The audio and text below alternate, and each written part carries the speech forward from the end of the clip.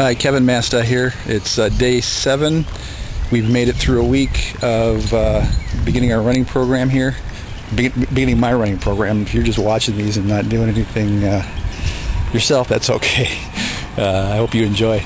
Anyway, today is again just kind of an active recovery day. I already did push-ups and sit-ups. It's the end of the week. I always like to take, when I'm recording this, it's Friday. I like to take Mondays and Fridays off, actually. Monday from running.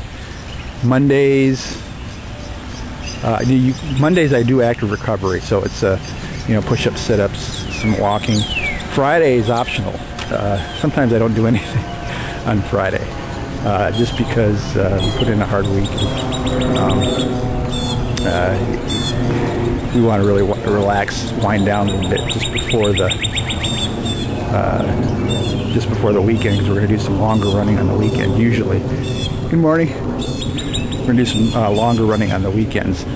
Typically when I'm doing some training for a marathon, I'll do my long runs on Saturday or Sunday. And so this week, what was this week about? Really, as I stated in the first couple of videos, it's about just getting in the habit. Going to bed early, getting up about an hour early, half hour early, to have enough time to just easily, to have enough time to, number one, wake up, number two, and to have the time to do the workout. And then after the workout, I don't know about you, but I need a little time just to cool down and to relax a little bit before getting into the rigors of the day. I also talked a little bit about what you need for nutrition on a daily basis. The one thing that you urgently need to do is get a good antioxidant. You can get everything else from your food, enough of it, and everything else from your normal diet, but you cannot get enough antioxidants from your diet. You have to supplement, especially when you're exercising, because every time you go out and exercise, you're basically knocking down your immune system, and you're exposed to every little germ and bug that's floating around, and you'll tend to get sick a lot unless you're supplementing with antioxidants. Those being, vitamin C, E, beta carotene, selenium. There's some good ones out there on the market. So just do your research and find a good one. The other thing is join a running club. I joined the Nashville Striders the other day. It's like $20 for the year, and you get a newsletter and find out when your local running club has their workouts.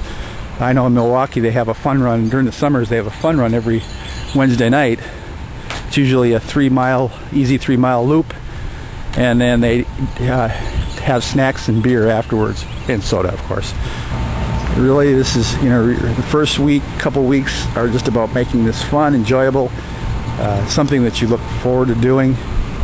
That's what I'm doing. That's why I'm doing it this way. I ease into it.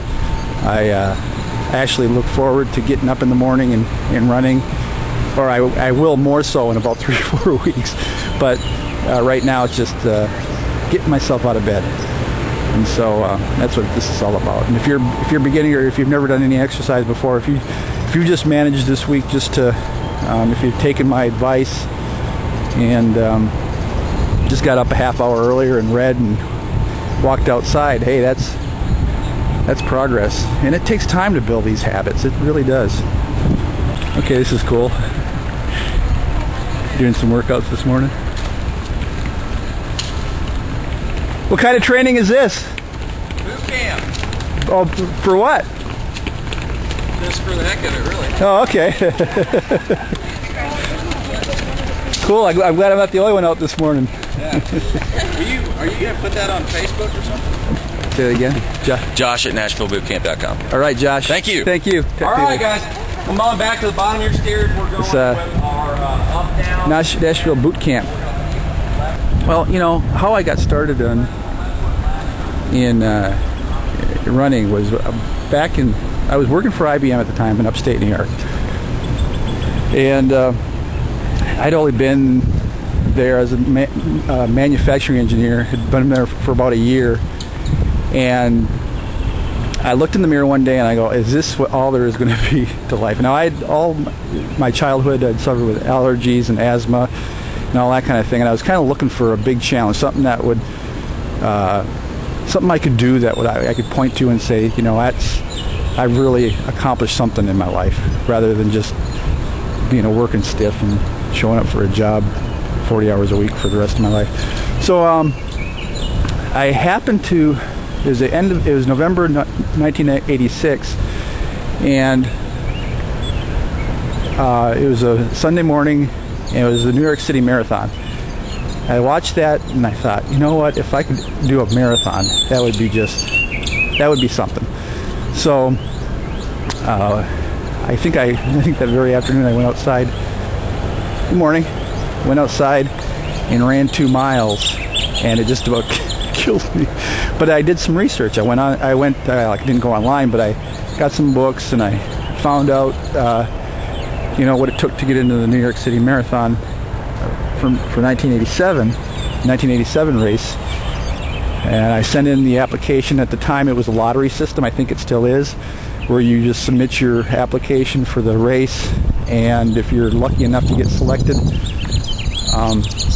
then you're in. Well, that's what happened. I submitted my application and got in, so I was committed to running the 1987 New York City Marathon, whether I was ready or not. I was committed to it. So I just did my research. I bought a book called the Beginning Runner's Handbook by a guy by the name of Bob Glover, who I think is dead now, but I'm not sure about that.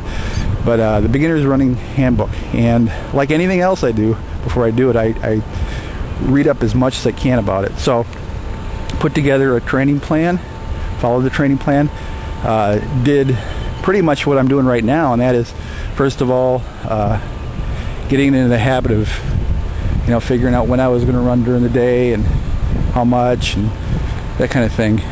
And as they say, the rest is history. It wasn't easy, but I did finish it. I finished it at about, I came in about 3:35, and it's a picture it's still hanging around in my house somewhere, but I was wearing a yellow shirt, and it looked like I was going to die. But it was an experience of a lifetime, and I was hooked, because I thought, okay, 3:35, I was a little slow going over the Verrazano Narrows Bridge, which was about the first mile, and the first mile it took me 11 minutes because of the crowd of people.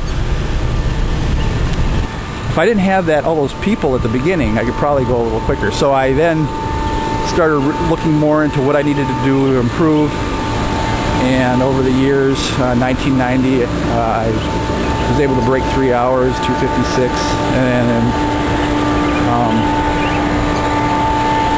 1991 got under 3 hours again, and pretty much got established as around a three-hour marathoner. So, and it became part of my lifestyle. So that's really what it takes. And then once you do that, once you establish the lifestyle around running or whatever sport you're into, you start meeting other people who have a similar interest, and then it really becomes fun, and it's really hard to pull away. And the reason I basically stopped running this time, because I moved to Nashville, and I don't know anybody here, and it was just giving you excuses. But anyway, you get my drift. It's oh,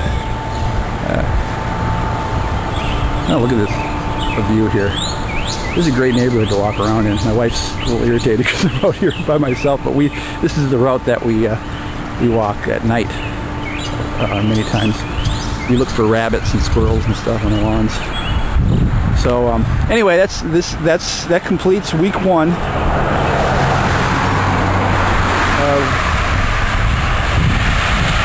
my training. I hope you're joining me or thinking about it anyway. And we'll talk to you tomorrow.